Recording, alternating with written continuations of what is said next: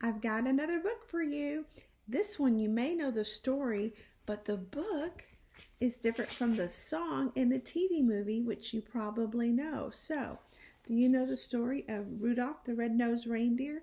I bet you do. But if you haven't read this book, then it's going to be different a little bit from the song that you know. So I want to know if you can pay attention and tell me what parts and what words are different than it used to be.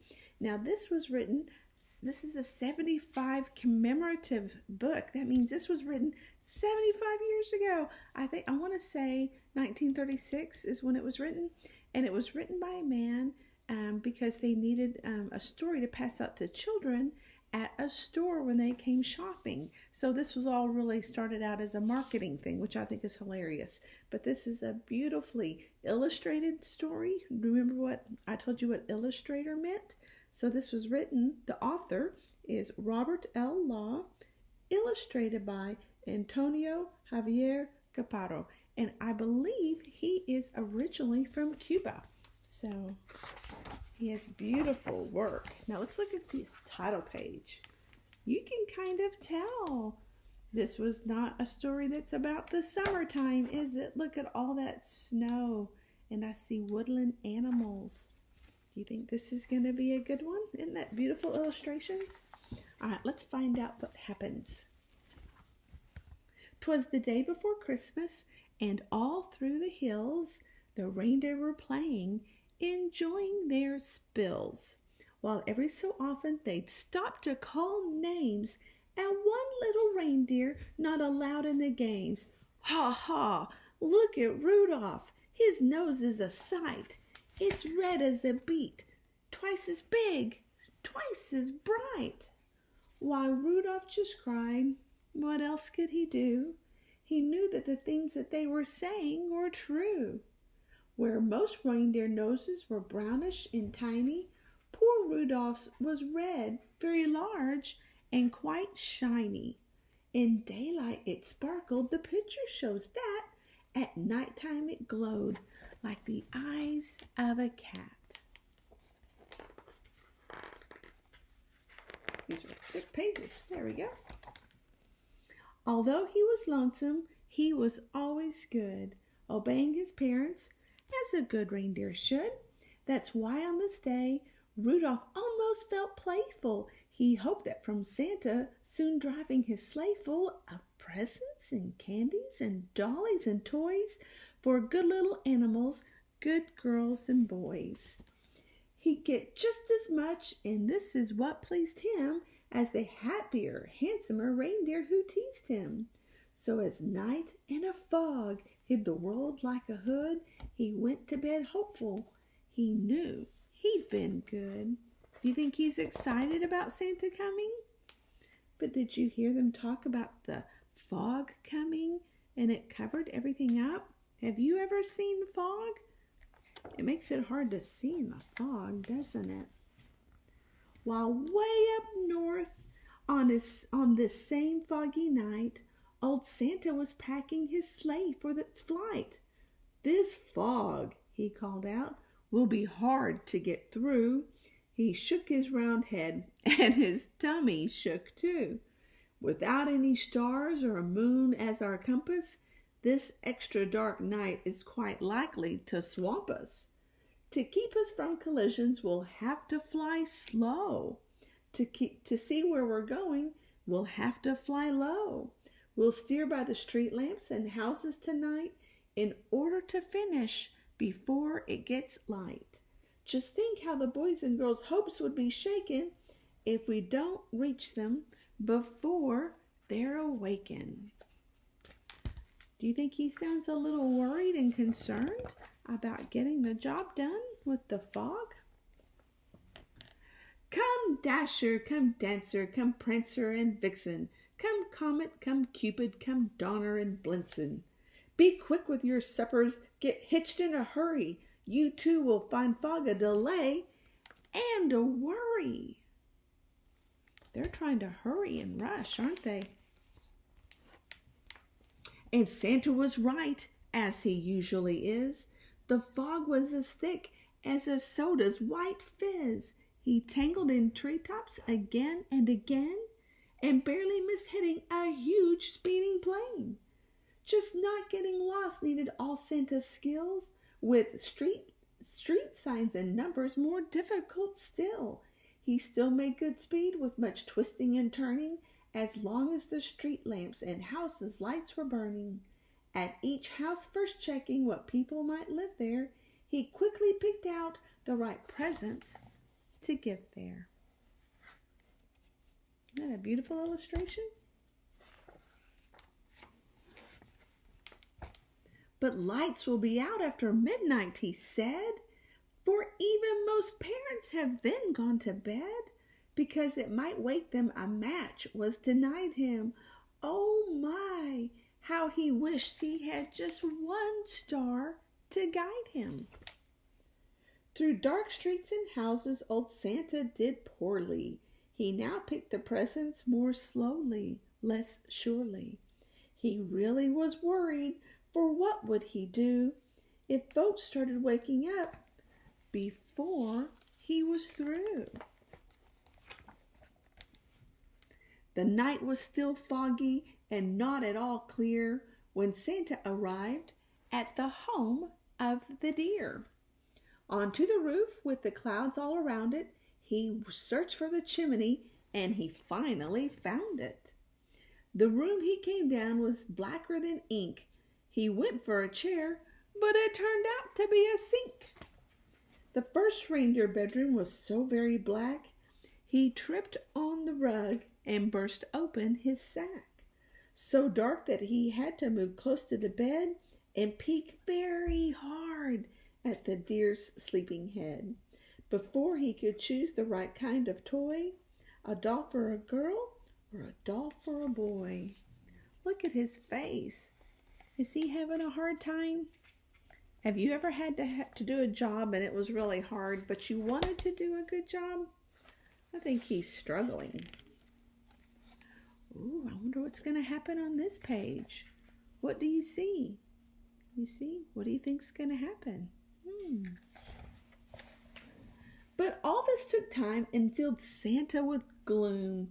While feeling his way toward the next reindeer's room, the door he just opened, when to his surprise, a soft glowing red-colored light met his eyes.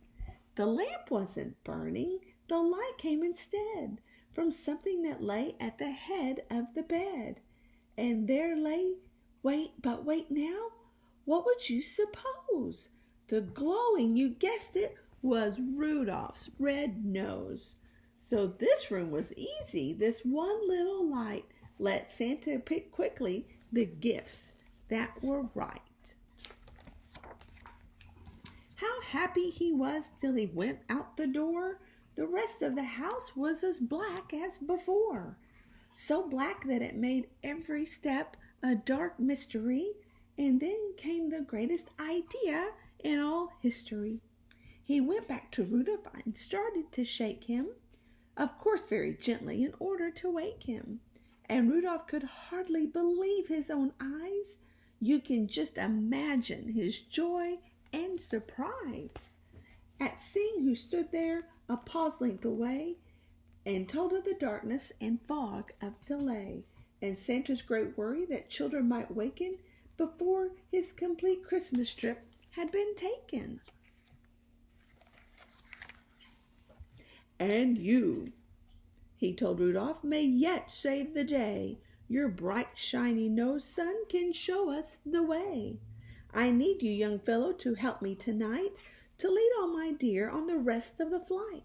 And Rudolph broke out in such a big grin, it almost connected his ears and his chin.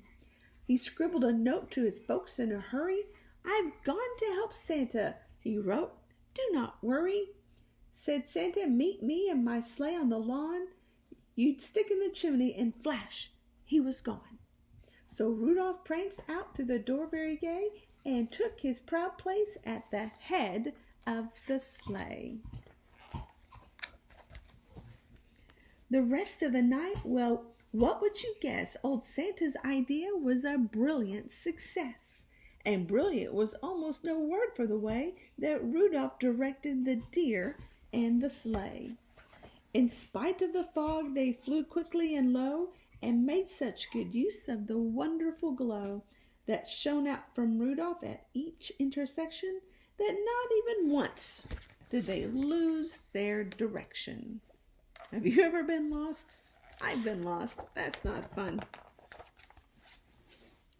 At all of the houses in the streets with a sign on them, the sleigh flew real low so Rudolph could shine on them. To tell who lived there and just what to give to whom, they'd stop by each window and peek in the room. Old Santa knew always which children were good and minded their parents and ate as they should. So Santa would pick out the gift that was just right, with Rudolph close by making just enough light. It went so fast that before it was day, the very last present was given away. The very last stocking was filled to the top, just as the sun was preparing to pop. They did it! They finished in time. The sun woke the reindeer in Rudolph's hometown. They found the short message that he had written down. They then gathered outside to wait his return, and were they surprised and excited to learn that Rudolph, the ugliest deer of them all, Rudolph the red-nosed, bashful and small, that funny-faced fellow they were always calling names and practically never allowed in their games, was now to be envied by all, far and near, for no greater honor can come to a deer than riding with Santa and guiding his sleigh, the number one job on the number one day.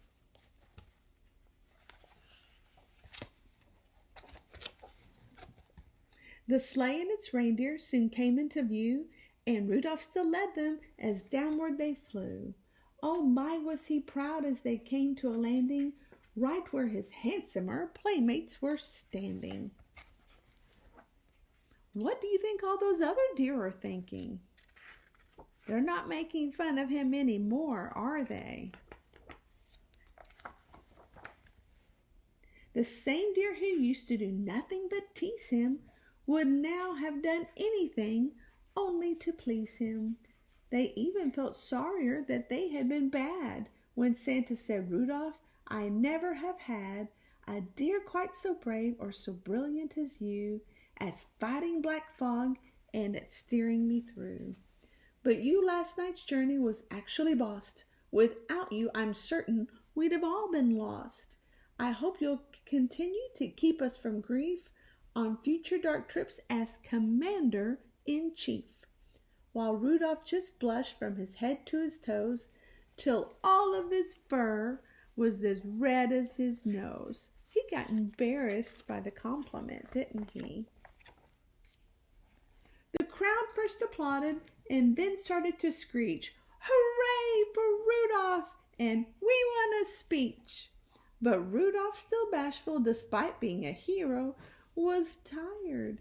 His sleep on the trip had totaled 0. He didn't get any sleep last night, did he? So that's why his speech was quite short and not bright. Merry Christmas to all, and to all a good night.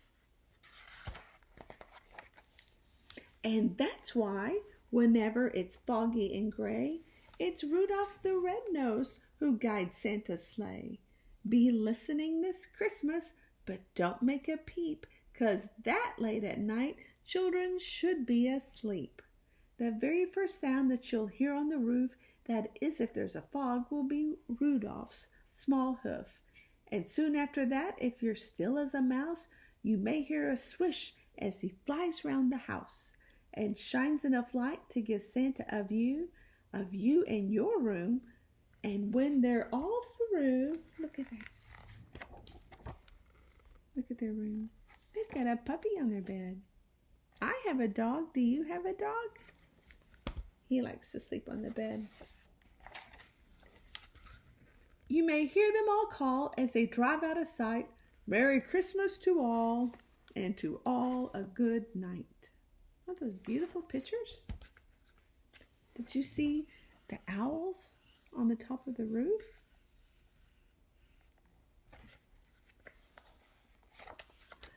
Merry Christmas. Well, I hope you're enjoying all of our stories. I sure am enjoying this time with you. I wish most of all you could be in my lap and we could be reading them together, but since we can't, this is as good as it can get. I hope you're having a good Christmas season. I'll see you next time.